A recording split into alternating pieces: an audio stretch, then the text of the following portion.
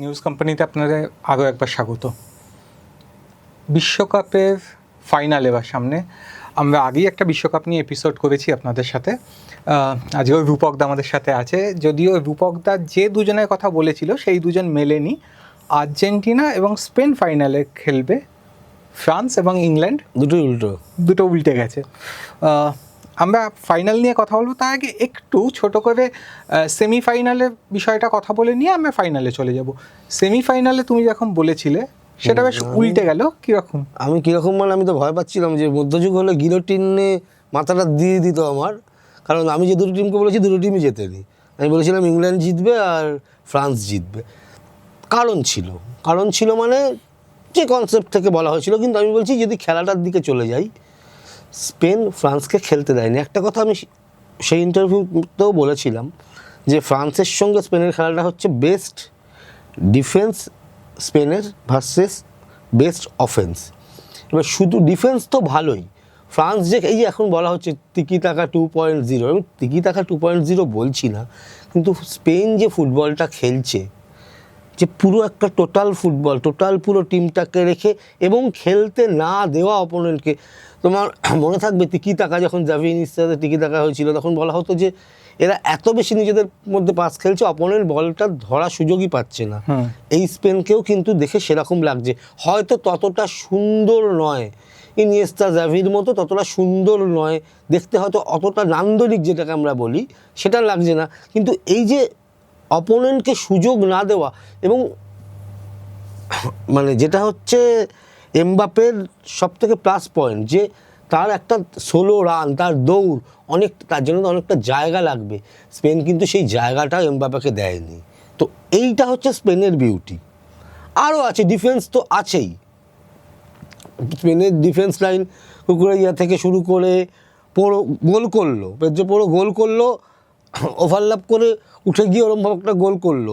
তো এইরকম কুবার্সি আছে, তো এইরকম একটা ডিফেন্স লাইন। এবং সিমন ক্লিনশিটে কিন্তু তুমি দেখো, ক্লিনশিট নয়, হয়তো একটা মাত্র গোল খেয়েছে বিশ্বকাপে। তো এরকম একটা ডিফেন্স লাইন। না, সিমনের আরেকটা জিনিসও খুব অসাধারণ লেগেছে। আগের দিনকে একটা টাইমে সেকেন্ড হাফে প্রায় শেষের দিকে কাছাকাছি একটা বল পেয়ে গেছিল এমবাপে, মানে যে রানটা শুরু করেছিল সেটা কনফার্ম গোল একদম। সেইটা প্রায় মাঝে মানে সেন্টার লাইনের কাছে এসে অলমোস্ট সেন্টার লাইনের কাছে বিট করছে, পেনাল্টি বক্সেরও প্রায় ডাবল বাইরে গিয়ে, সেটাই মানে ও অ্যান্টিসিপেট করে আগে এগিয়ে এসছে। কারণ ওখানে যদি তুমি এমবাপেকে ছেড়ে দাও তাহলে ও তোমাকে সুযোগই দেবে না, কনফার্ম গোল। তো এই একটা ব্যাপার, এটা হচ্ছে স্পেন। একইভাবে কারণ ফ্রান্সকে সেদিন মানে আমরা ওই ক্রিকেটে বলি আউটরাইট জেতা, নোহোয়ার করে দিয়েছে, কোনো জায়গায় রাখেনি। এটা কি একটা কারণ ওই ফার্স্টে পেনাল্টিটায় গোল খেয়ে যাওয়াটাই কি ফ্রান্সের কাছে একটু হচ্চকিয়ে যাওয়ার মতো হলো? যেটা আমার মনে হয় না। তার কারণ হচ্ছে এই ফ্রান্স যদি একটু পেছন দিকে আমরা দেখি, 2 গোলে আর্জেন্টিনার কাছে পিছিয়ে ছিল বিশ্বকাপ ফাইনালে, সেখান থেকে 3-3 করেছে। তাহলে তো মেসিরা মানে ইজিপ্টের কাছে পিছিয়ে ছিল, ইংল্যান্ডের কাছে পিছিয়ে ছিল, পিছিয়ে পড়া, সেখান থেকে ফাইট ব্যাক করা, একটা বাজে গোল হজম করে নেওয়া, এটা এই লেভেলের ফুটবল না আজকাল। ওলিসেকে কি একটু অফ লেগেছে? অফ লেগেছে তো বটে, দেমবেলেকে অফ লেগেছে, ওলিসেকে বেশ অফ লেগেছে না, আমি এটাই বলছি, অফ লেগেছে না। বারবার বলছে ফ্রান্স তো ফুটবলটা খেলতেই পারলো না, ফ্রান্সকে সেই ফুটবলটা খেলতে দেওয়া হলো না। স্পেনের যে কোচ তিনি সেইভাবেই কিন্তু তার টিমটাকে অর্গানাইজ করেছেন, এবং টিমটা ইয়াং। মানে আমি বলছি এই বিশ্বকাপ তো তারকার বিশ্বকাপ চলছে, যাই তুমি দেখো, মেসি দেখো, হ্যারি কেন দেখো, বেলিংহ্যাম দেখো, এমবাপে, হাল্যান্ড, এদিকে ইয়ামাল প্রথম দিকে পুরো খেলার জায়গায় ছিল না। কিন্তু এই যে আমি এতজন স্পেনের নাম বললাম, রদ্রি রয়েছে, অলমোস্ট বেস্ট প্লেয়ার হওয়ার দৌড়ে রয়েছে, হয়তো সেটা হবে না, হয়তো মেসি হয়ে যাবে, সেটা অন্য বিষয়। কিন্তু আমি বলতে চাইছি যে এতজন প্লেয়ার রয়েছে, ওয়ারজাবাল রয়েছে, ইয়ামালের নামই আমি করছি না, যারা স্পেনকে সাপোর্টও করছে। ধরো কিছু তো স্পেনের সাপোর্টার তৈরি হয়ে গেছে, মানে আমি আমাদের বাঙালি বা ভারতবর্ষের সাপোর্টার বলছি, তারাও তুমি স্পেনের সাপোর্টার, কারণ তুমি ফলো করো, সেটা তো অন্য বিষয়। আমি বলছি যারা ঠিক আছে আমি সাপোর্ট করছি, অনেকেই আছে যে বাড়ির মেয়েরা, একসময় অজয় জাদেজাকে খুব পছন্দ করতেন, খুব সুন্দর দেখতে ছিলেন বলে মেয়েরা। তারা এখন অনেকেই ফুটবল দেখেন, খুবই রীতিমতো যারা ফুটবল দেখেন। দেখে, আমি বলছি যে স্পেন কি ইয়ামালের উপর নির্ভর করে ফাইনালটা মানে না, না। ইভেন আমি পাল্টা যদি তোমাকে প্রশ্ন করি যে যদি একজন আর্জেন্টিনার সাপোর্টারকে জিজ্ঞেস করা হয় যে কার জন্য বিশ্বকাপ চ্যাম্পিয়ন হয় ভাবছো, সে সবার আগে মেসির নাম বলবে, তুমি কিন্তু ইয়ামালের নাম বলবে না। তার মানে স্পেন একটা টিম হিসেবে খেলছে, এটা কিন্তু স্পেনের বিউটি। এবং টিমটা কিন্তু বিভিন্ন প্রথম ম্যাচ ড্র করেছিল, স্পেনকে এতটা মনে হয়নি, বিভিন্ন কিন্তু ভাঙা গড়ার মধ্যে দিয়ে আসছে। এবার আছে সেকেন্ড সেমিফাইনাল। আমি বলেছিলাম ইংল্যান্ড, আমি বলেছিলাম যে ইংল্যান্ড আর্জেন্টিনাকে বেগ দেবে। কনসেপচুয়ালি আমার ইংল্যান্ডকে বেটার টিম বললে মনে হয়েছিল, এবং আমি বলেছিলাম একটা পোয়েটিক জাস্টিস, যে এতদিন ধরে হ্যারিকেনরা খেলছে, মানে ওরা যদি যেতে তো আমার দেখতে ভালোই লাগবে। ওই জন্যে আমার তো বিষয় নয়, তুমি ভালো করে দেখো 70 মিনিট অবধি তা দিয়েছে। এইটাই বলছি। তার মানে এমন নয় যে জিনিসটা হাওয়ায় বলা, যে ইংল্যান্ড কিন্তু তাহলে সেই কনসেপ্ট থেকেই তো ফুটবলটা খেলছে। তারপরে যে সে কেন অতটা আল্ট্রা ডিফেন্সিভ হয়ে গেল সেটা আমি জানি না। আজকে দেখছি বিভিন্ন ইন্টারনেট মারফত যে তুচেল যে ইংল্যান্ডের কোচ, তার প্রবল সমালোচনা হচ্ছে যে সে কেন এতটা আল্ট্রা ডিফেন্সিভ হয়ে গেল। হ্যাঁ, এইটা আমার দেখার সময় তুমি আরো বেটার বলতে পারবে, যেটা আমরা ব্রাজিল জাপান ম্যাচে দেখেছিলাম। জাপান এগিয়ে যাওয়ার পর ডিফেন্সিভ ফুটবল শুরু করলো। জাপানের কাছে আমি তাও মেনে নিতে পারি, কারণ আমি জাপান ব্রাজিলের সঙ্গে ব্রাজিলের সাথে একদম। খেলছে। ইংল্যান্ড আর্জেন্টিনা অলমোস্ট মানে যারা প্রথম 4টে টিমের মধ্যে এখন, মানে দুটোই প্রায় গোত্রীয় টিম, একদম তারা কেন ডিফেন্সিভ হবে? যেটা স্পেন হলো না। একদম স্পেন কিন্তু কাউন্টার অ্যাটাক চালিয়ে গেল, একদম একদম একদম। এমবাপে আছে তার সত্ত্বেও কোনো অসুবিধা নেই ওদের। এটা কেন? এটা তো খুব সহজ কনসেপ্ট যে তুমি যখনই ডিফেন্সিভ হবে মানে তোমার পুরো টিমটাকে নিয়ে তোমার ডিফেন্সিভ থার্ডে তুমি রেখে দিলে, ওরা তোমার ডিফেন্সে সবাই চলে এলো, তুমি চেষ্টা করছো কাউন্টার অ্যাটাকে। কিন্তু আর্জেন্টিনার টিমের আর একটা দুটো প্লাস পয়েন্ট, একটা হচ্ছে আর্জেন্টিনার টিমের এদের বয়সটা একটু বেশি হলেও অ্যাভারেজ যদি 30ও হয় তাহলেও ততটা বুড়োও কিন্তু নয়। তুমি দেখো, কারণ শেষ পর্যন্ত কিন্তু এরা দৌড়তে পারে। কেউ দাঁড়িয়ে, ইন্টারন্যাশনাল ফুটবলে কেউ দাঁড়িয়ে পড়ে না, আজকাল ইন্ডিয়ান ফুটবলেও পড়ে না। তো ব্যাপারটা হচ্ছে একইভাবে কিন্তু এরা খুব টাফ ফুটবল খেলে। আর্জেন্টিনার যদি তুমি দেখো, ম্যাকেলিয়াস্টার থেকে শুরু করে যাকেই তুমি দেখো, দীপল খেলেনি, যাই হোক, এনজো, যাকেই খেলে এরা কিন্তু টাফ ফুটবল খেলে। এদের সব থেকে বিউটিটা হচ্ছে আর্জেন্টিনার, এদের কেউ সেকেন্ড মেসি হতে যাচ্ছে না। এটা একটা বড় ব্যাপার যে আমার টিমে একটা মেসি আছে, আমি সেকেন্ড মেসি হতে যাচ্ছি না। তুমি যদি ইন্ডিয়ান ক্রিকেট টিম দেখো না, যখন বিরাট কোহলি এলো, তারপর KL রাহুলকেও বিরাট কোহলির সাথে তুলনা করা হচ্ছে, আজও বৈভব সূর্যবংশীকেও মনে হচ্ছে, তার আগে অভিষেক শর্মাকেও মনে হচ্ছে। আমি বলছি এই যে দ্বিতীয় হওয়া, মেসির টিমে কিন্তু কোনো দ্বিতীয় মেসি নেই। শাহরুখ খান বলেছিল না যে একটা টিমে আমার মানে একটাই গুন্ডা লাগবে, আর কেউ হতেই যাচ্ছে না। গোল করে লাউতারও মেসির কোলেই উঠে পড়ছে। তার মানে ওরা জানে যে মেসি আর আমার কিন্তু আকাশ পাতাল তফাৎ, আমি ওকে সাপোর্ট দিয়ে যাব।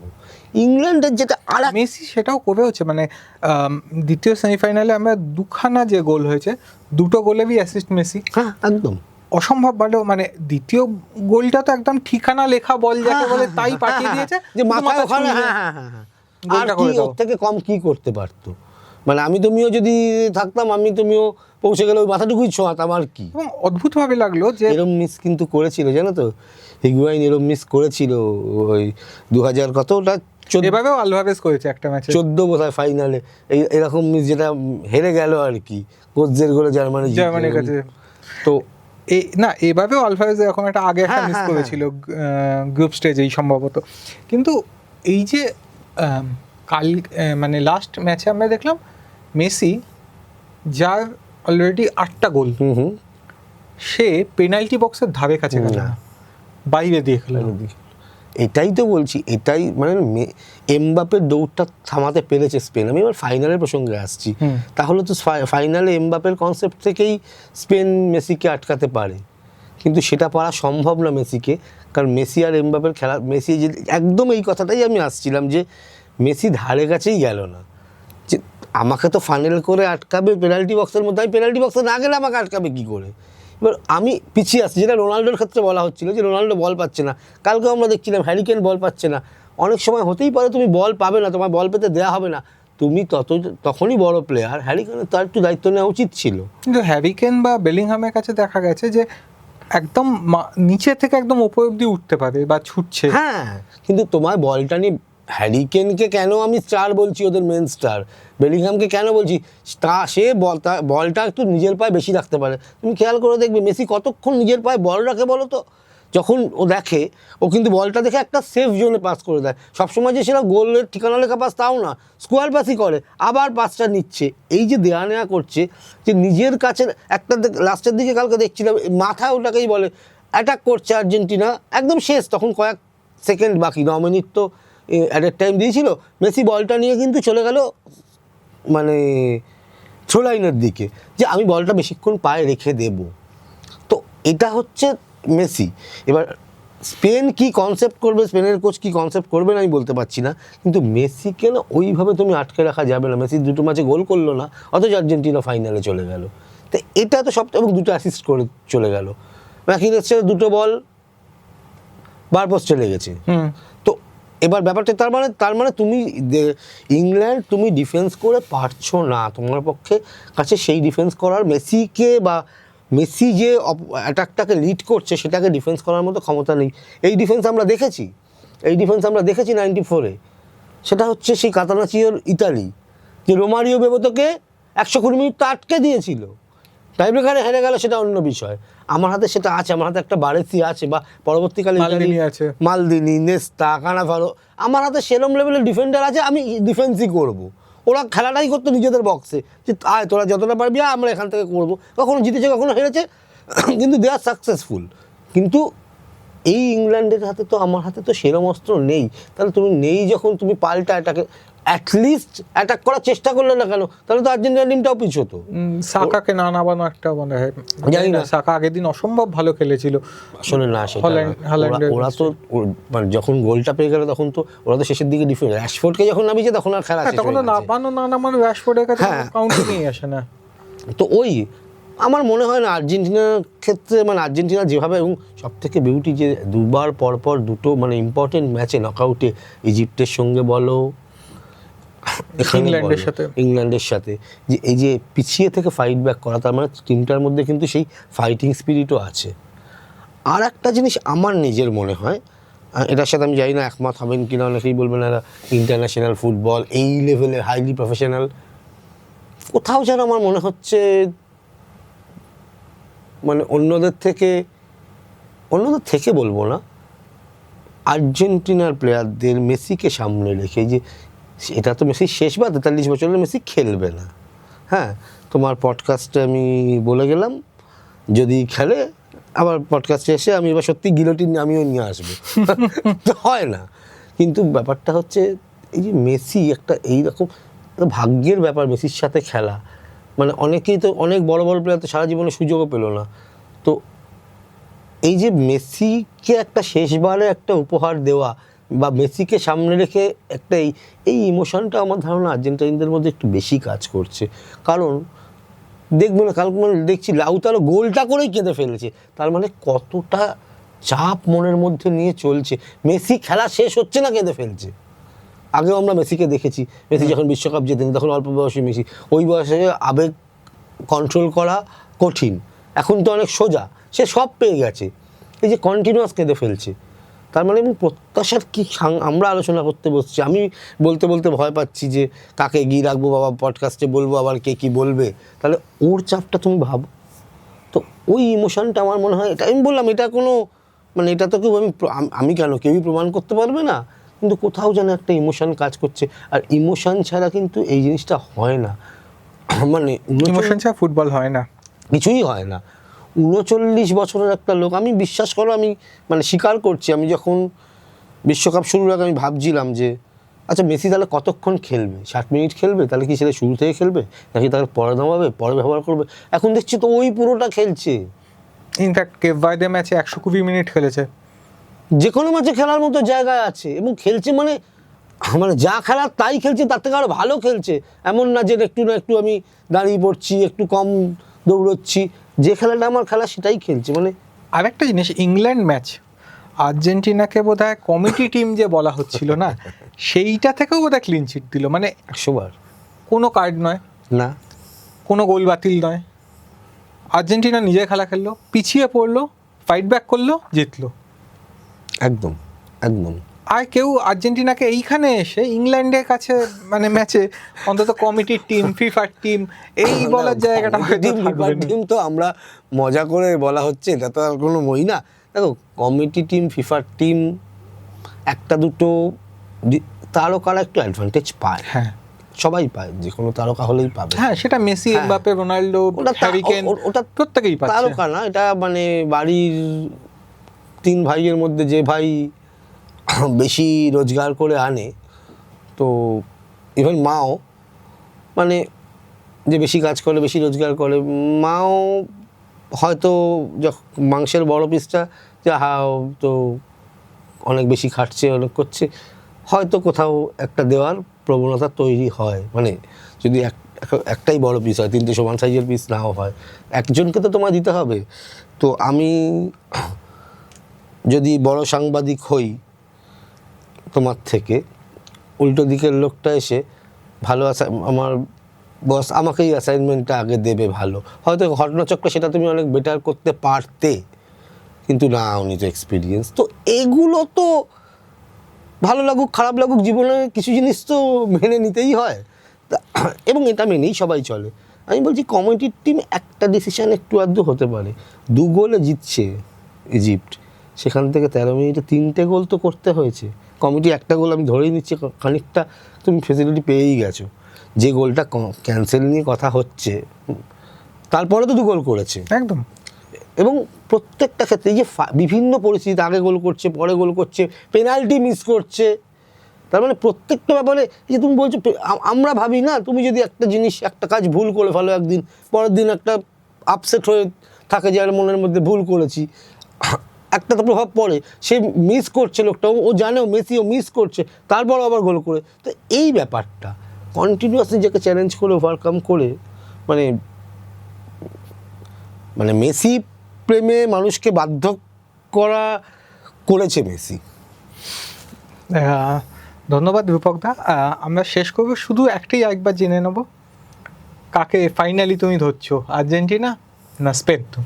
না, আর্জেন্টিনাকে এই কারণে ধরছি, আমার মনে হয় যে খুব ভালো একটা ফাইনাল হবে, কারণ দুটো টিমই খুব অর্গানাইজড ফুটবল খেলছে, কনসেপচুয়ালি মানে কোচের স্ট্র্যাটেজি অনুযায়ী ফুটবল খেলছে, এবং হ্যাঁ, ফুয়ান্তেনাস কালোনি না, এক্ষেত্রে আমি বলবো মেসি, কারণ এই পুরো দলটা অনেকটা একই রকম অর্গানাইজড ওয়েতে খেলছে, দুজনের স্ট্র্যাটেজি অনুযায়ী, কোচের স্ট্র্যাটেজি অনুযায়ী খেলছে।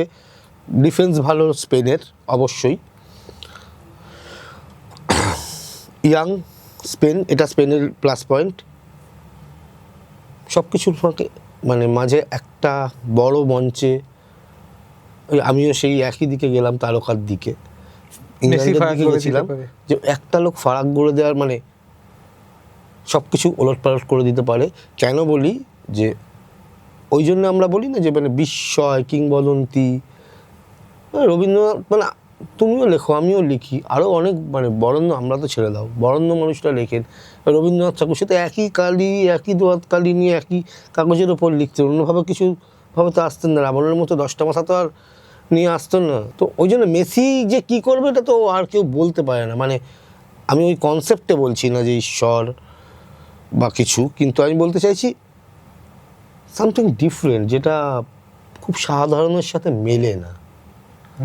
আমি ওই জায়গা থেকে মেসিকে, মানে আমি তোমায় বলছি, যদি আমাকে বলো একটা ইয়াং টিম, সে যে তারা, এবং স্পেন কিন্তু তারকা ইমেজের বাইরে একদম টিম হিসেবে খেলে আজকে এই জায়গায় এসছে, আমি সেটাকে অনেক বেশি সাপোর্ট করি।